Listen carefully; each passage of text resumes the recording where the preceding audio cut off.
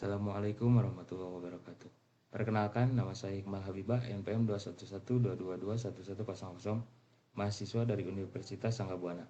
Pada kesempatan kali ini, saya akan mempresentasikan tugas dari mata kuliah Statistika dan Probabilitas, yang terdiri dari dua studi kasus.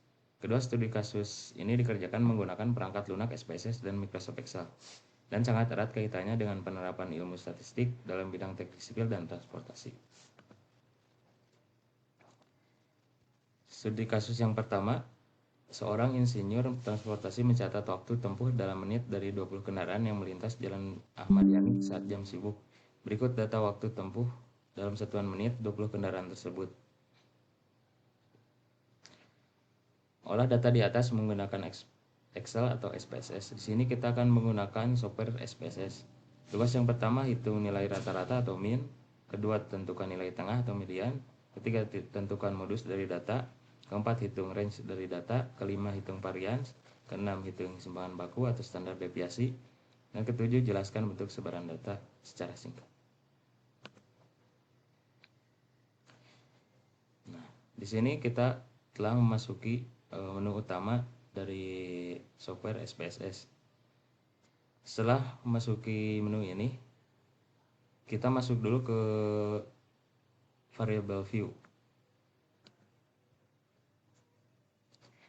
Setelah masuk variable view, kita inputkan data yang tadi, nama kendaraan, tipenya numerik, widthnya 8, desimal 0, label kendaraan, values none, missing none, kolomnya 9, alignnya center, measure scale, roll input.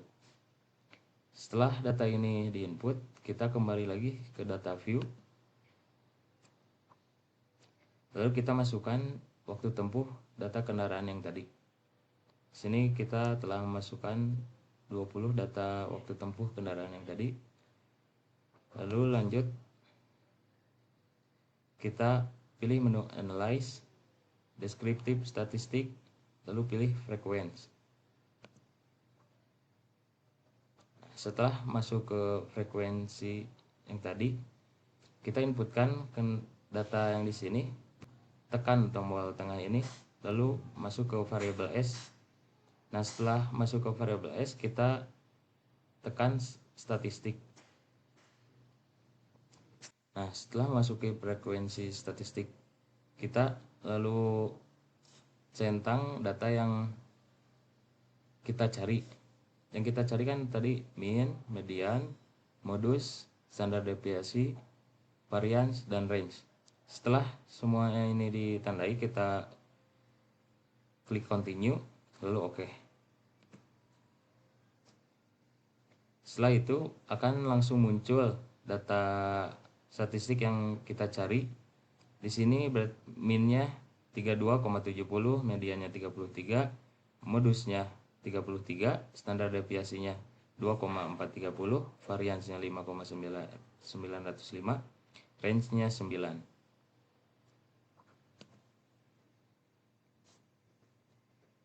Interpretasi sebaran data.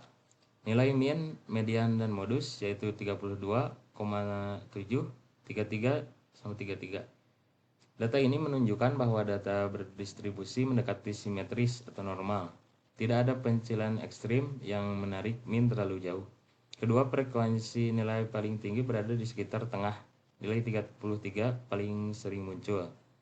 Artinya sebaran data tidak condong. 3. Range dan standar deviasi relatif kecil dibandingkan nilai tengah 32 sampai 33. Ini menunjukkan keragaman data rendah atau data cukup terpusat di sekitar rata-rata.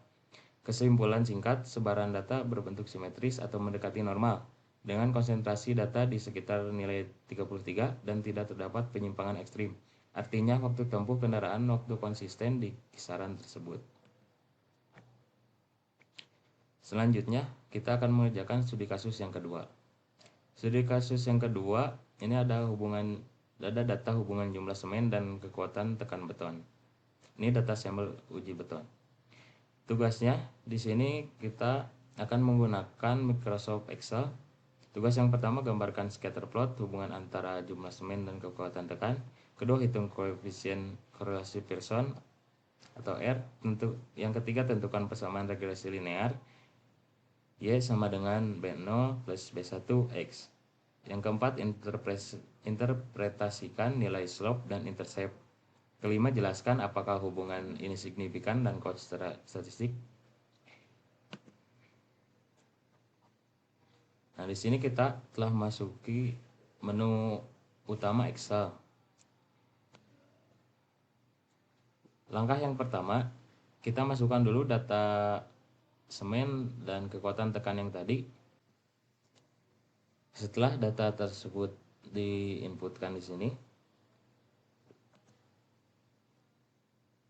lalu kita mencari korelasi personnya atau R dengan menggunakan rumus sama dengan korel, lalu blok data A, titik koma, blok lagi data B, tutup kurung.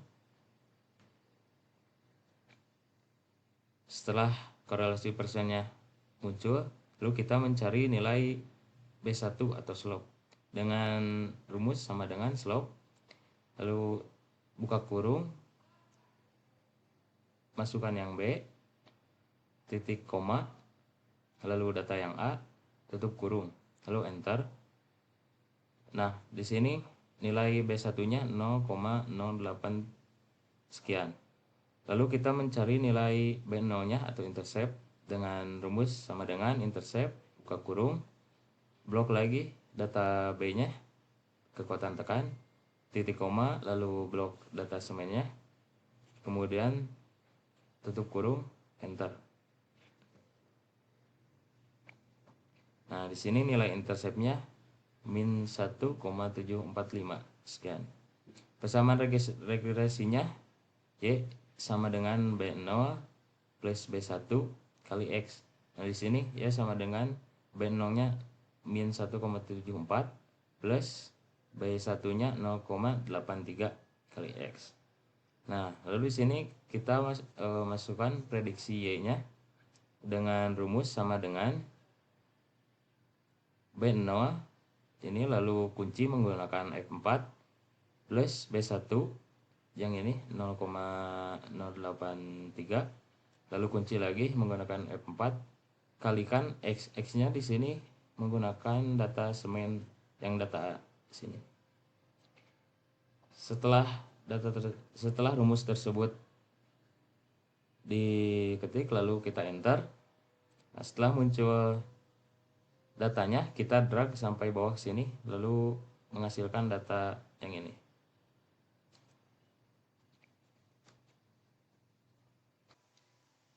Nah, lalu kita di sini akan membuat scatter plotnya dengan cara blok dulu data A dan data B-nya di sini sampai sini, lalu tekan insert, lalu tekan chart, lalu pilih yang XY scatter, lalu pilih yang ini, lalu tekan OK. Nah, setelah dipilih yang tadi, akan muncullah scatter plot yang seperti ini.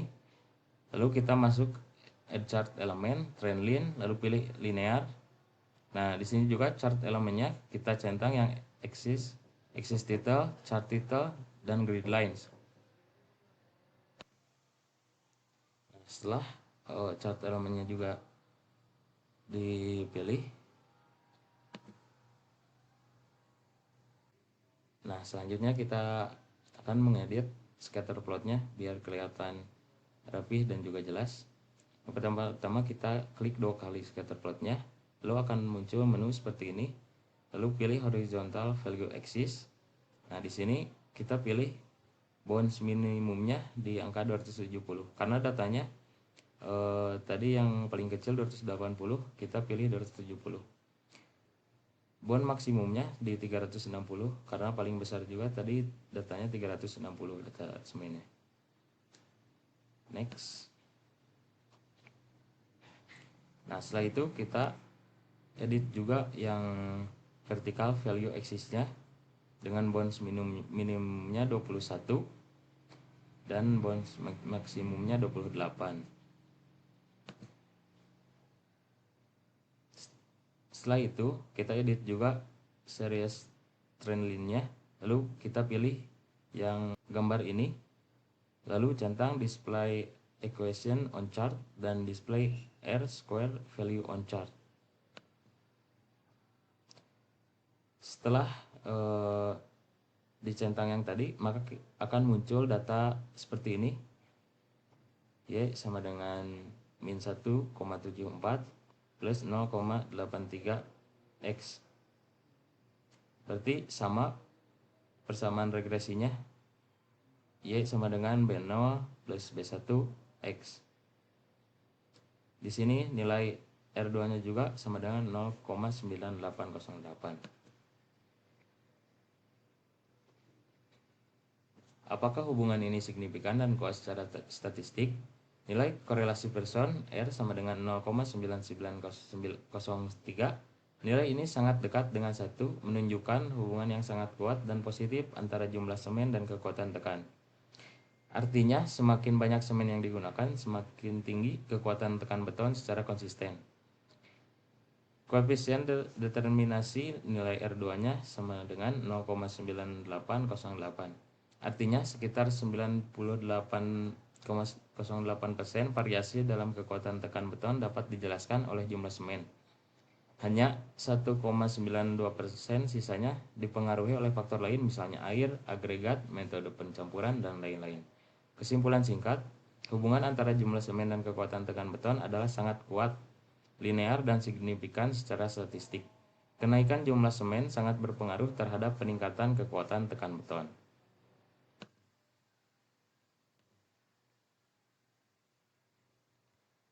Demikian presentasi dari saya. Terima kasih atas perhatian Ibu dosen dan teman-teman sekalian. Semoga apa yang saya sampaikan dapat memberikan manfaat dan semakin memperkuat pemahaman kita terhadap penerapan statistika dalam dunia teknik sipil dan transportasi.